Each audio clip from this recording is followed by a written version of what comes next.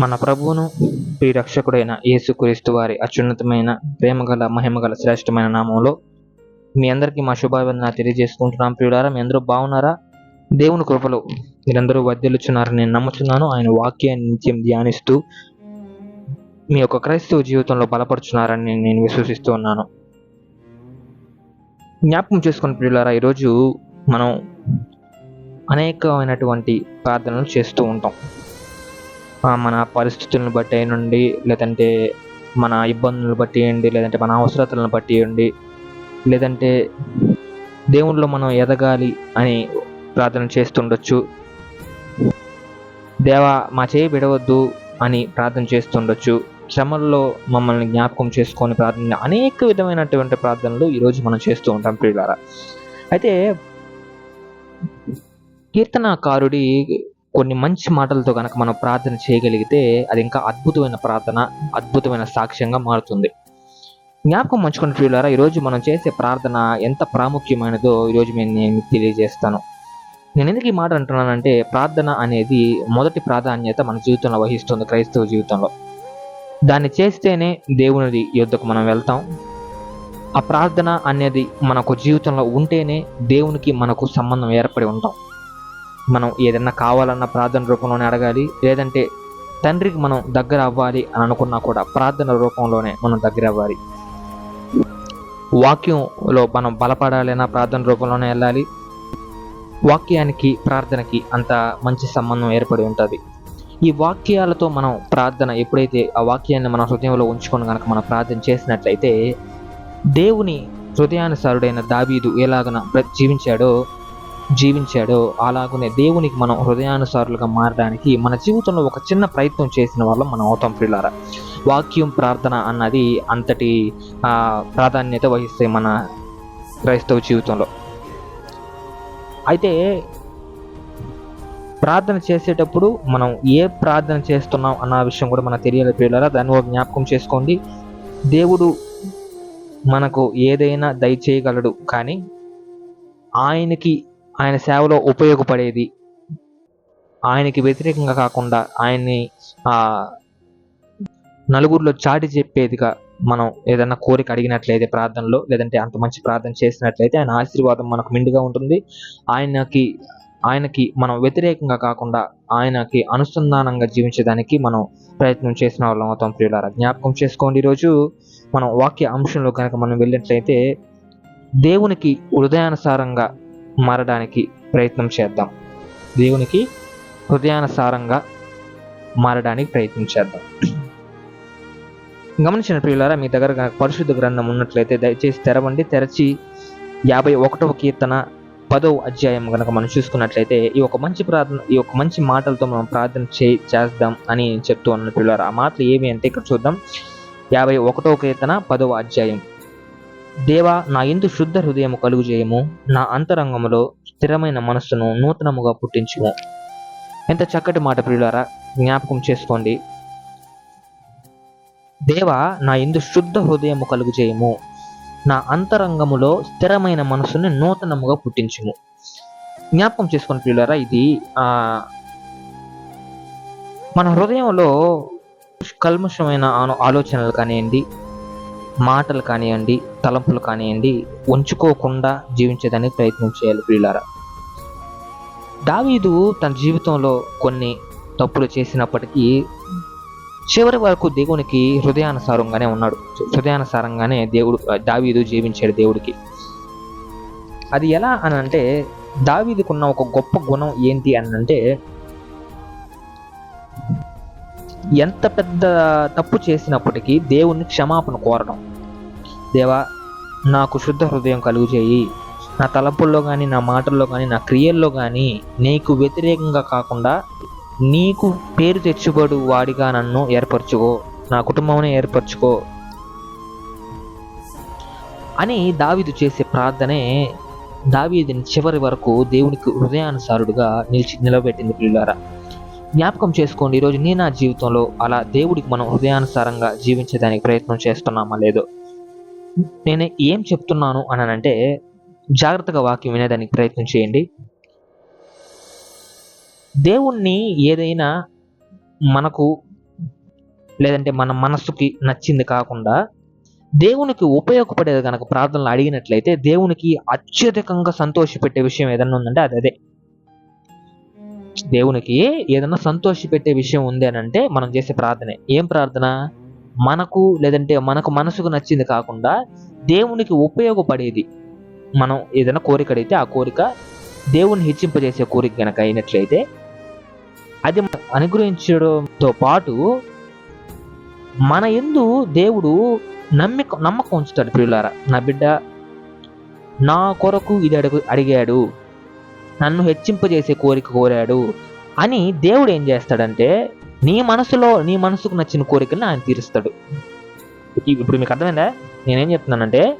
దేవునికి ఇష్టమైన కోరికలు మనం ఎప్పుడైతే అడుగుతామో, అంటే దేవునికి హేయము కాకుండా ఉన్న కోరికలు, మన మనసుకు నచ్చిన కోరికలు మనం ఎప్పుడైతే అడగకుండా దేవునికి నచ్చిన కోరికలు కోరతామో, అది దేవుడు నెరవేర్చడంతో పాటు మన మనసులో ఉన్న దాగి ఉన్న కోరికల్ని, మన మనసుకు నచ్చిన కోరికలను కూడా దేవుడు తీర్చేవాడిగా ఉంటాడు. ప్రియులారా, అలాంటి మంచి మాటల్ని ఈరోజు కీర్తనాకారుడు గ్రంథంలో లిఖింపబడి ఉన్నాడు. దేవా, నా యందు శుద్ధ హృదయం కలుగు చేయము అంటే ఇక్కడ దావీదు తన కొరకు అది అడగడంలే. ఇప్పుడు మనస్సుకి శుద్ధ హృదయం కలుగు చేయంటే అతనికి దాంట్లో ఏం ఉపయోగపడేది ఏం ఉండదు. శుద్ధ హృదయం కలిగి కనుక మనం ఉన్నట్లయితే ఎవరికి గొప్ప? మన మనసులో మనం శుద్ధ హృదయం కనుక కలిగి ఉన్నట్లయితే మనం ఎవరిని గొప్ప చేసినట్లు? దేవుణ్ణి గొప్ప చేసినట్లు. ఇక్కడ దావీదు ఎవరి కోసం అడుగుతున్నాడు? తాను కోసం అడగకుండా దేవునికి ఇష్టమైన కోరాడు దేవుణ్ణి. అలాగునే శుద్ధ హృదయం దేవుడు దావీదు కలుగు చేశాడు. ప్రియులారా, ఇంకొంచెం మనం కిందకు వచ్చినట్లయితే, నా అంతరంగములలో స్థిరమైన మనస్సుని నూతనముగా పుట్టించుము.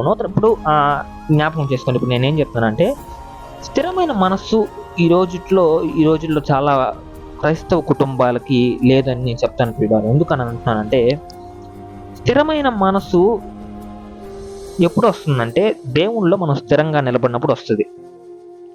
దేవుని కోసం నిలబడినప్పుడు, దేవుని వాక్యాన్ని ధ్యానిస్తున్నప్పుడు, పరిశుద్ధ గ్రంథంలో ఉన్న కొన్ని వాక్యాలను కానివ్వండి, అంటే కొన్ని మాటలను కానివ్వండి, మనం చదివినప్పుడు, ధ్యానించినప్పుడు, మన హృదయంలో ఉంచుకున్నప్పుడు మన స్థిరమైన మనసు మనకు కలిగి ఉందా లేదా మనం తెలిసి జీవించేదానికి మనం ప్రయత్నం చేస్తాం. ఆ ప్రయత్నంలో ఏమవుతుందంటే ఈ స్థిరమైన మనసు మనకు కలిగి ఉందో లేదో మనకు తెలుస్తుంది. కానీ ఆ చిన్న ప్రయత్నం కూడా ఈరోజు మన క్రైస్తవ కుటుంబాల్లో మనం చెయ్యని వారంగా ఉన్నాం. అదే నేనేమంటున్నానంటే, స్థిరమైన మనసు లేని వారు అపవాది ఉచ్చుల్లో పడేదానికి ఎక్కువ ఛాన్స్ ఉంటుంది. నేనేం చెప్తానంటే, స్థిరంగా ఒక దగ్గర లేని మనసు ఏమవుతుందంటే అపవాది వేసే ఉచ్చుల్లో పడడానికి ఎక్కువ అవకాశం ఉంటుంది. వాడు చెప్పే అబద్ధపు మాటలని మనం గ్రహించలేక, అవి వినసొంపుగా మనకు ఉంది కాబట్టి అవి వినేసి వాడి ఉచ్చులో మనం పడిపోతాం, మన స్థిరమైన మనసు లేకుంటే. ఇక్కడ దావీదు మళ్ళీ ఏమడిగాడు? తన కోసం అడగల. ఏమడిగాడు? నా అంతరంగంలో స్థిరమైన మనసును నూతనముగా పుట్టించుము. తాను ఒకసారి దెబ్బతిన్నాడు కాబట్టి నూతనముగా తన మనస్సుని, స్థిరమైన మనసుని తనలో పుట్టించమని దావీదు కోరాడు. ఇప్పుడు స్థిరమైన మనసు ఉంటే మనం ఎవరు ఉచ్చులో పడం? అపవాది ఉచ్చులో పడం. అపవాది ఉచ్చులో పడని బిడ్డలు దేవునికి ఏమవుతారు? ఇష్టలు అవుతారు. ఇక్కడ మళ్ళీ ఏం అడిగాడు దావీదు? దేవునికి ఇష్టమైన కోరికే అడిగాడు. దేవుడు దాన్ని తీర్చాడు. నూతనంగా దావీదు హృదయం అంతరంగంలో స్థిరమైన మనసును దేవుడు పుట్టించాడు. కాబట్టి తన చివరి వరకు దేవుడు తనకు తోడుగా ఉన్నాడు. దేవుని హృదయానుసారుడుగా దావీదు జీవించాడు. ఈరోజు మన జీవితంలో మనం అలాగూ జీవించేవారేమో ఉన్నామా ప్రియులారా? జ్ఞాపకం చేసుకోండి. ఆయనకు హేయముగా ఉండే పనులు ఏవి చేయకుండా, ఆయనకు ఇష్టపూరితమైన కోరికలు మనం ఎప్పుడైతే కోరతామో, ఆయన్ని హెచ్చింపజేసే కోరికలు మనం ఎప్పుడైతే కోరతామో, ఆయన్ని చాటి చెప్పే కోరికలు మనం ఎప్పుడైతే కోరతామో, ఆ కోరికల ద్వారా దేవుడు మన కోరికలను తీరుస్తాడు ప్రియులారా. మన మనసుని నెమ్మది చేస్తాడు.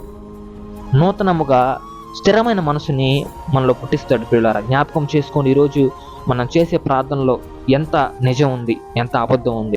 దేవా అని పెదాల మీదకు మనం మాట్లాడే మాటలు మన హృదయంలో ఉన్నాయా? మనం నిజంగా చేస్తున్నామా? ప్రతిరోజు ప్రార్థన చేసుకుంటున్నారా ప్రియులారా?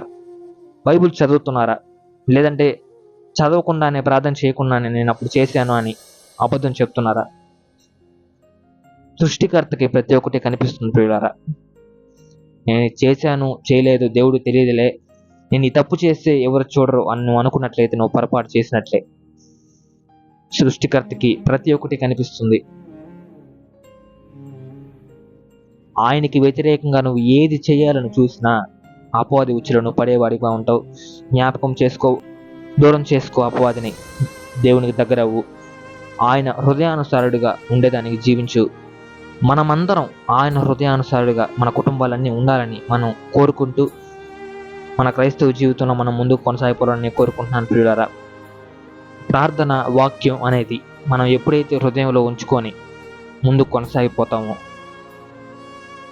మన ప్రతి కష్టం, మనం పడే ప్రతి బాధ దేవునికి తెలిసి ఉంటుంది ప్రియులారా. మనం ఎప్పుడైతే ప్రార్థిస్తామో దేవుణ్ణి, మన వాక్యం ద్వారా మనం ఎప్పుడైతే ప్రార్థిస్తామో, ఆయన మనకిచ్చిన వాగ్దానం ద్వారా ఆయన ఎప్పుడైతే ప్రార్థిస్తామో ఆయన మనకు జవాబు ఇచ్చేవాడిగా ఉంటాడు. ఆయన కృపలో మనల్ని ఆశీర్వదించేవాడిగా ఉంటాడు. ఈ యొక్క మంచి మాటలను ఈరోజు మీ ప్రార్థనలో అంగీకరించి దేవుణ్ణి ఈ మాటలతో ప్రార్థించడానికి ప్రయత్నం చేయండి.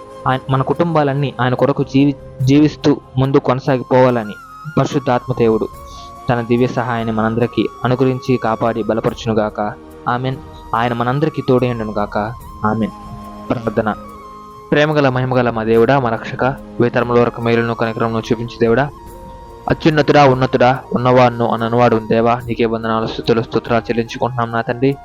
అద్భుత కార్యాలు చేయదేవా, నిత్యం దేవతల చేత పరిశుద్ధుడు పరిశుద్ధుడు పరిశుద్ధుడు అని పొగడబడు మహాదేవ మహాగణుడ, నీకే స్తుతులు స్తోత్రాలు చెల్లించుకుంటున్నాం నా తండ్రి. నాయన జ్ఞాపకం చేసుకో నా తండ్రి. నేను ప్రతి ఒక్క బిడ్డ నా తండ్రి నాయన ఈరోజు ధ్యానించుకున్న రీతిగా నా తండ్రి నీకు హృదయానుసారులే బతికేదానికి నా తండ్రి నీ యొక్క సహాయాన్ని ప్రతి కుటుంబానికి ప్రతి బిడ్డకి అనుగ్రహించి మనం వేడుకుంటున్నాం నా తండ్రి. ఆయన ఈరోజు కుటుంబాల్లో నా తండ్రి ఎటువంటి కష్టాలు ఉన్నాయో నా తండ్రి నాకైతే తెలియదు నా తండ్రి. సమస్తం ఎరిగి ఉన్న దేవుడు నా తండ్రి ప్రతి కుటుంబాన్ని జ్ఞాపకం చేసుకొని వాళ్ళకి అక్కర్లేని నా తండ్రి నాయన వాళ్ళకి అనుగ్రహించి నా తండ్రి వాళ్ళని జ్ఞాపకం చేసుకుని ఆశీర్వదించి మనం వేడుకుంటున్నాం నా తండ్రి. తల్లిదండ్రులను ఆశీర్వదించండి, బిడ్డలను ఆశీర్వదించండి నా తండ్రి, అక్క చెల్లెలను ఆశీర్వదించండి, అన్న తమ్ములను ఆశీర్వదించండి, భార్యాభర్తలను ఆశీర్వదించండి నా తండ్రి. ప్రతి ఒక్క బిడ్డని పేరు పేరు అంతా నా తండ్రి జ్ఞాపకం చేసుకొని ఆశీర్వదించమని నీ యొక్క శక్తితో నా తండ్రి ప్రతి ఒక్క కుటుంబాన్ని ప్రతి బిడ్డని నింపమని వేడుకుంటున్నాం నా తండ్రి. నీలో ఎదిగేదానికి నా తండ్రి ప్రతి ఒక్క బిడ్డకి నా తండ్రి నీ సహాయం అనుగ్రహించమని వేడుకుంటున్నాం నా తండ్రి. ఆయన కొత్తగా నా తండ్రి నీవు ఎవరో ఎరిగి నా తండ్రి క్రైస్తవ జీవితంలోకి వచ్చిన ప్రతి బిడ్డని జ్ఞాపకం చేసుకుని నా తండ్రి 10 మందికి నా తండ్రి నీ పేరుని చాటి చెప్పే కుటుంబాలను ఏర్పరచుకోమని వేడుకుంటున్నాం నా తండ్రి. ఈ క్రీస్తు పరిచయ ఛానల్లో నా తండ్రి అనేక మంది నా తండ్రి వాళ్ళ ప్రార్థన అవసరాలు నా తండ్రి మాకు తెలుపుచుండగా నా తండ్రి ప్రతి ఒక్కటి నీ పాదాలు చెంత పెట్టిన ఉన్నాయన జ్ఞాపకం చేసుకొని వాళ్ళకి ఏమేం కావాలో ఎరిగి ఉన్న దేవుడు నా తండ్రి వాళ్ళకి అనుగ్రహించమని వేడుకుంటున్నాం నా తండ్రి. ఈ క్రీస్తు పరిచయ ఛానల్ని ఇంతలా ఆశీర్వదించేందుకు నీ స్తుతులు చెల్లించుకుంటూ ప్రతి ఒక్క కుటుంబాన్ని ప్రతి బిడ్డని నీ యొక్క కృపలో నా తండ్రి జ్ఞాపకం చేసుకొని నీ కృప చేత బలపరచమని వేడుకుంటూ అడగమాచాన్ని ఏముంటే దయచేయమని, అడగ తప్పుగా అంటే నీ కృపలో మన్నించమని మన ప్రభు అయిన యేసుక్రీస్తు వారి అత్యున్నతమైన పరిశుద్ధమైన నామంలో అడిగి వేడుకొని పొందుకుంటున్నాం మా తండ్రి. Amen. God bless you. Praise the lord.